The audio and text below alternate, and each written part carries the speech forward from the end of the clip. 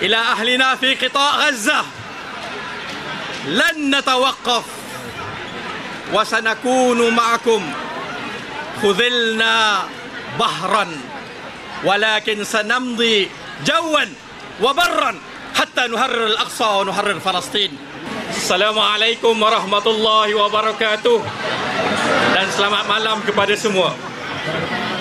Alhamdulillah, setelah kita berhempas pulas hampir 2 bulan, hari ini natijahnya kita lihat di hadapan mata kita. Bagaimana walaupun kita tidak berjaya untuk break the siege, tetapi kita berjaya untuk break the silence. Dan buktinya adalah kehadiran kalian semua yang berada bersama-sama menyambut ketibaan kita di sini. Setiap satu daripada kalian adalah denyut nadi untuk Palestin.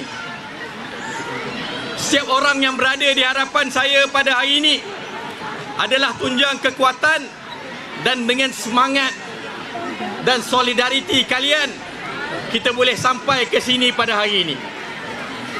Tetapi jangan lupa, perjuangan kita baru bermula.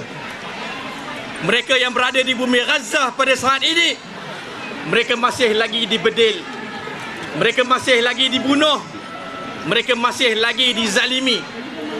Dan duka citanya hari ini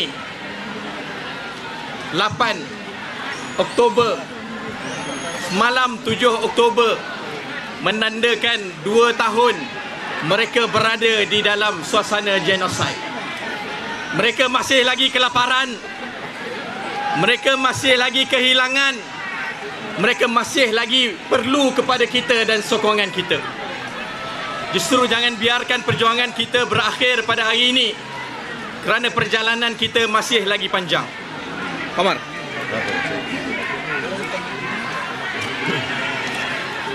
Anak ini di usianya 5 tahun telah melalui 2 kali genosid, 2 kali peperangan.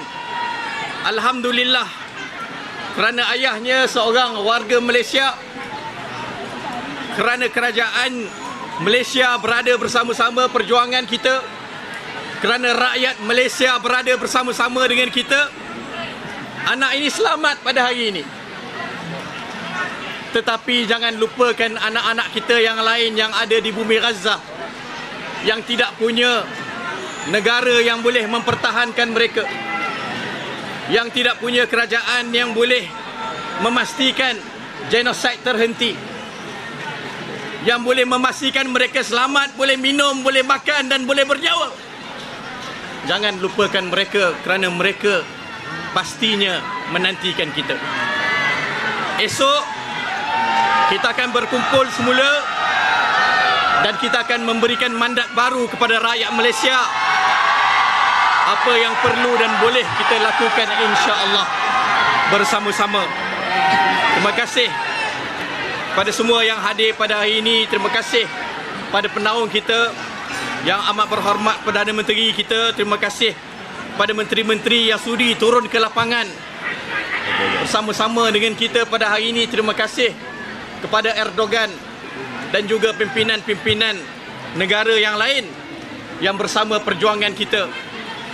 Dan kita sebutkan kepada rakyat Gaza, kita sebutkan ila ahlina fi qita' Gaza lan natawaqqaf wa sanakunu ma'akum khudhilna bahran walakin sanamdi jawan wa barran hatta nuharrir al-Aqsa wa nuharrir Falastin biiznillah ta'ala.